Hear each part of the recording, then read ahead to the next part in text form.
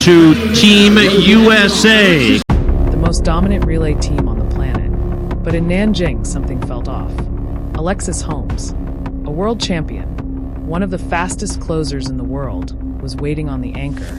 But when the baton came around, this race was still wide open. And for the first time, USA were in trouble. Individual 400, she'll be counted on to anchor the Americans home. Team Australia, Ellie Beer, Ella Connolly, Pasquale, and Pollard. This is China's second time contesting this event at World Indoors, and the first time since 1995 when they finished in fifth. And we saw a team from Sri Lanka on the men's side, and now we have a squad from there for the women's race. Yep, so history for Sri Lanka in both the men's and the women's event. The men ran a national record 3:10 for fifth. The women trying to create some similar history for their home nation. So the United States here will be favored, but they'll be, I think, challenged by the Poles, who will be on the outside in six. Of course, the leadoff leg. Hayes, the Olympic trials winner back in 2021.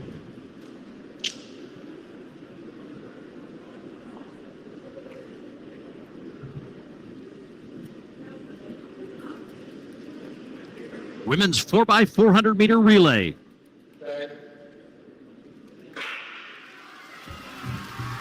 There was to have been a sixth team in this race, Brazil, but they did not come to the start line. So 5 teams vying for those 3 medals on the final podium ceremony at these championships in Nanjing. And Quinera Hayes out to a very strong first lap, but now past those cones and can take the lead. Sveti Ersitic, the veteran for Poland, now right there in second.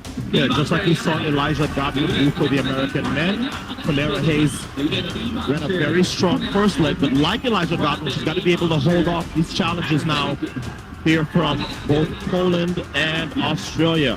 That's Ellie Beer of Australia in third as they come now into that first exchange. As U.S. and Poland nearly side by side as they head out on the second leg here. Bailey Lear of the United States and Alexandra Pomela of Poland.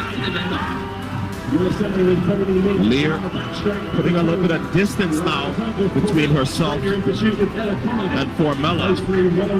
She's run a really good first half of this leg. She's got about 5 meters between her and second. That's Ella Connolly of Australia in third.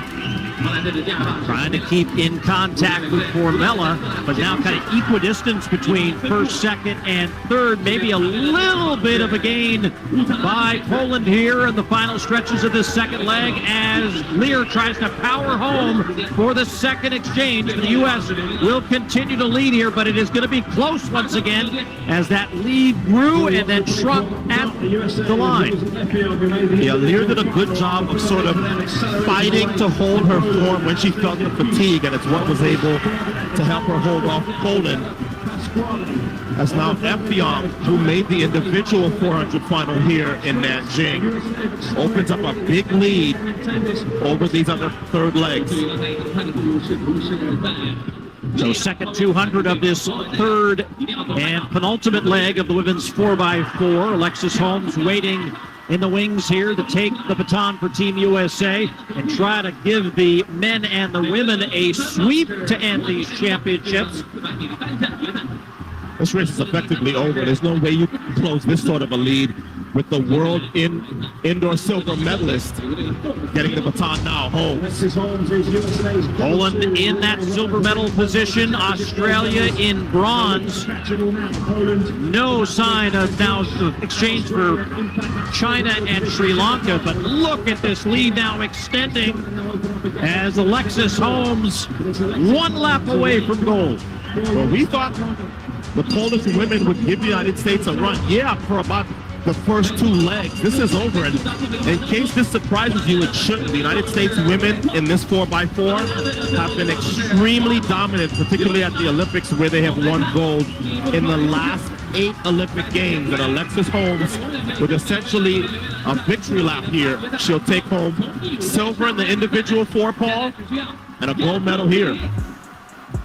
So Team USA takes the victory and the gold. Alexis Holmes, calm under fire, delivered when it mattered most. And just like that, Team USA reminded the world why they're the standard.